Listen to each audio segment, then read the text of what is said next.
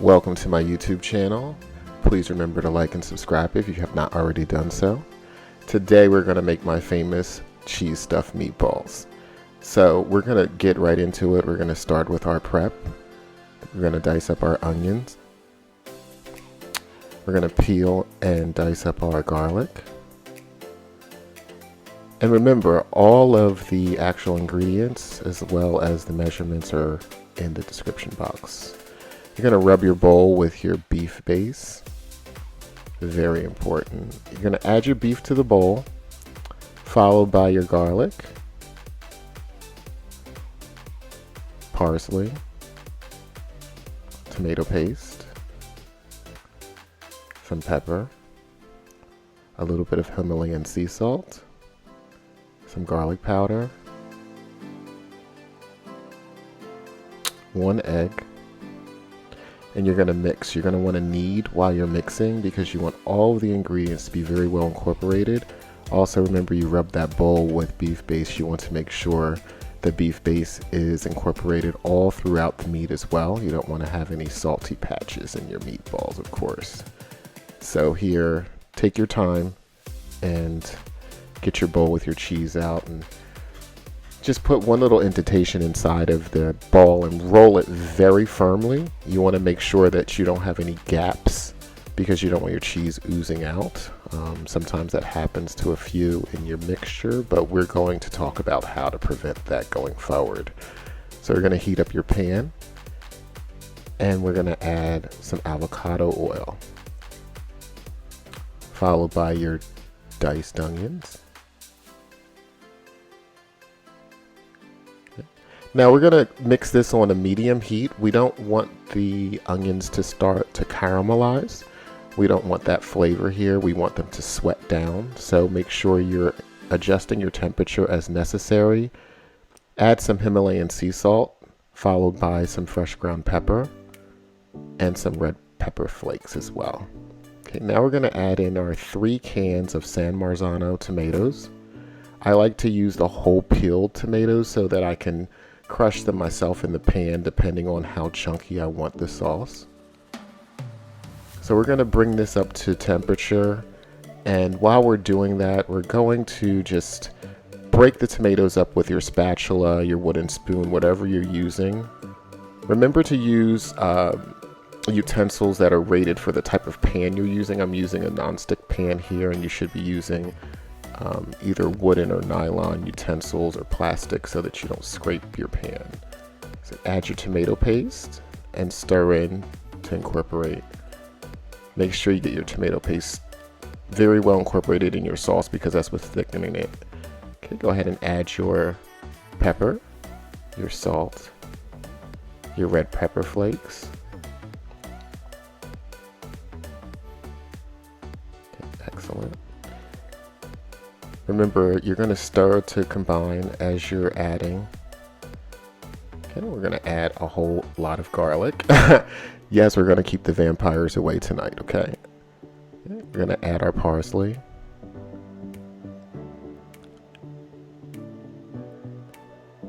Okay, now let's add in some basil. We're going to take our leaf out so that we can use that for garnish later.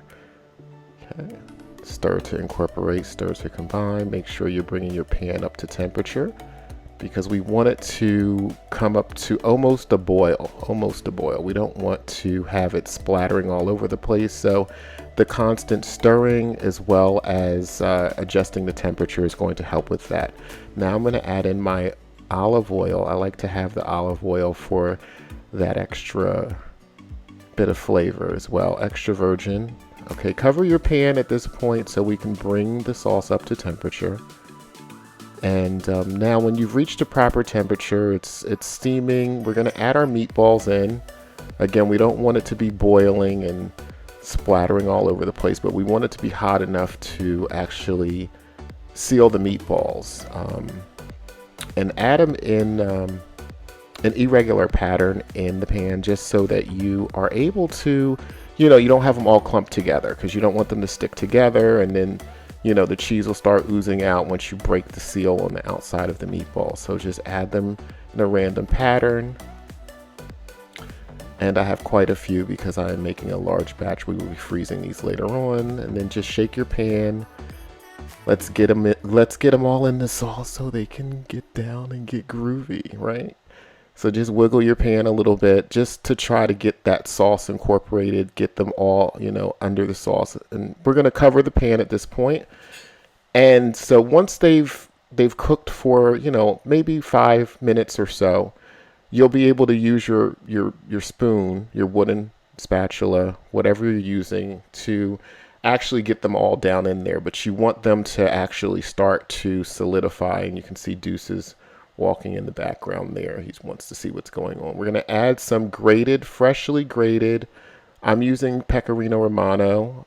You can use parmesan if you prefer. You can leave the cheese out if you prefer as well. I do not like to use cheese that has already been grated in the store. They do add some anti-caking agents, and it doesn't leave to a very good sauce, in my opinion. If that's all you have available, then of course you can add it. You want to make sure you're tasting all along as you're going through. You may want to add a little bit of sugar if that's your preference. These particular tomatoes were very good. I didn't need to add it.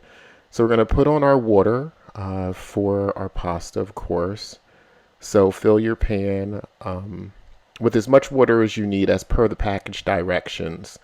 And we're going to turn our pan on high, and we're going to come to a rolling boil. And then once it comes to the rolling boil, then we're going to add our salt.